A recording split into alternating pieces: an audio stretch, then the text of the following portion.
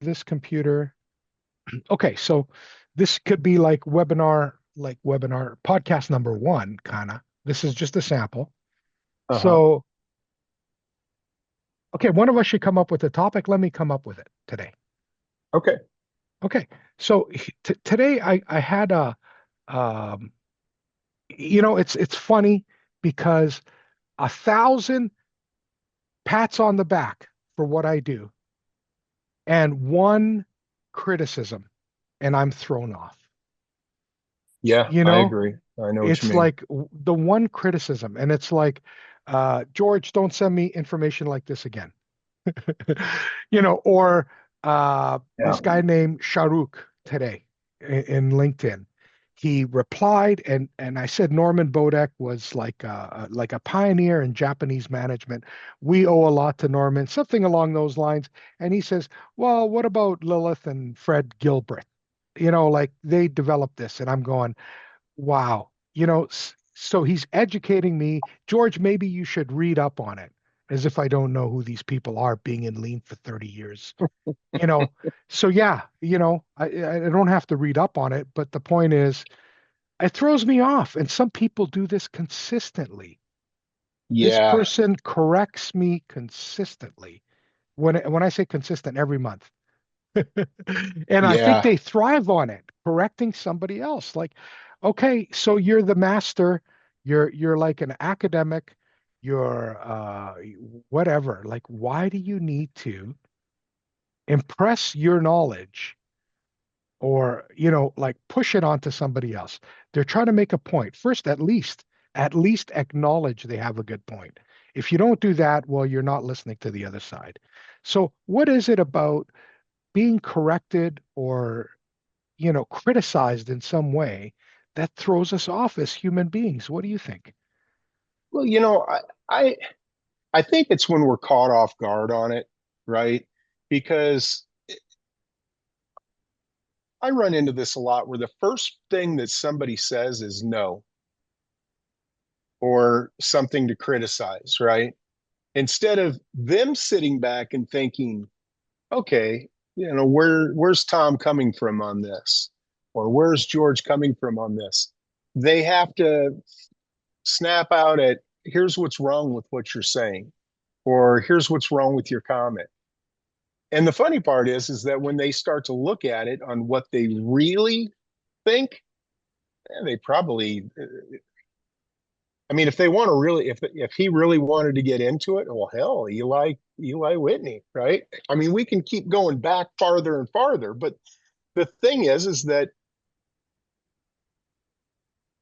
people like Deming brought the stuff to Japan. Sure, he took it from the U.S. That we used it during World War II. Hell, Henry Ford did it. Yeah, But for some reason, Americans haven't. They still haven't gotten it right. I mean, yeah. think about it. 70% of the transformations still fail. Uh, we think we're too smart to do the simple basic shit. And Mhm. that's exactly so when you're saying, yeah, Norman did bring it over from Japan. And and and there's a lot to that because face it, until the 80s, everybody used the excuse of well, they can do that because the Japanese can do that because they're, lower wage, this, that's this. They're making excuses. But Norman brought it over. So yeah, you can go back farther and farther. You can some people just like to say how smart show how smart they are to themselves or to show that everybody else in the world is dumb except for them. Like, come on, man. Yeah, yeah. So one of the things I found myself doing was correcting somebody else. That's this is a while ago. I guess it comes with I know more than you do. Okay, so I'm going to correct somebody. By the way, it's not this, it's that. You don't say Kanban, Kanban. You say Kanban, not Kanban. Gemba, is it Gemba or Genba? Like we're always correcting each other on some semantic thing to show that we know more than the other person. I don't remember where, but I read that correcting somebody is, I don't know, just bad. Let's call it bad. It's bad form to correct somebody. I mean, finding something, complimenting them on their insight, doing that first and then adding to it, that's another story. That's not constructive criticism. That's building on their idea and having a conversation.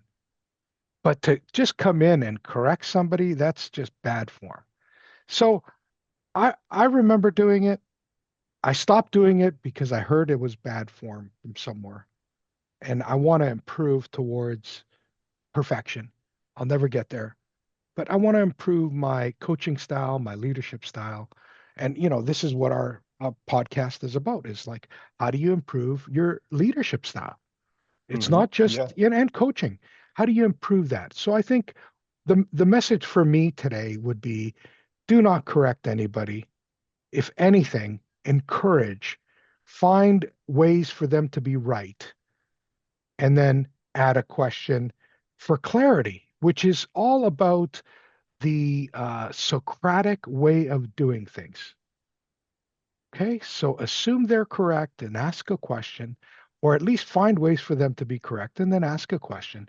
So when you look at the Socratic way of doing things, that's probably the origin of lean, And if we it's go human back. nature. And it's human nature, but it's human nature, I think, to correct.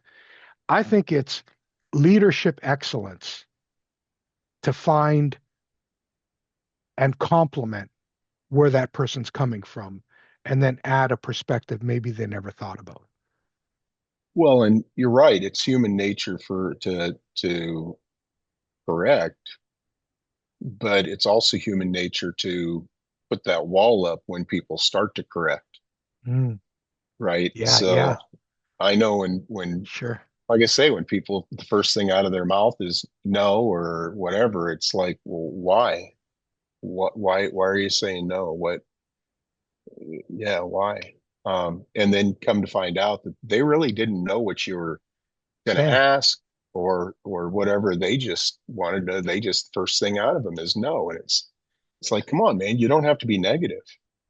And think right. about that. You have a very good point, right? So if you're negative to your people, then what do you expect back? Hmm. Well, I'll tell you what, I got a good idea for our next podcast. It was something Shingo said and a lesson from Rizzo Shingo. Okay, I'll introduce it to you next time we get together. Excellent. I love Thank you, it. Tom. Thank you. Bye bye. Bye. Okay, I'm going to stop recording.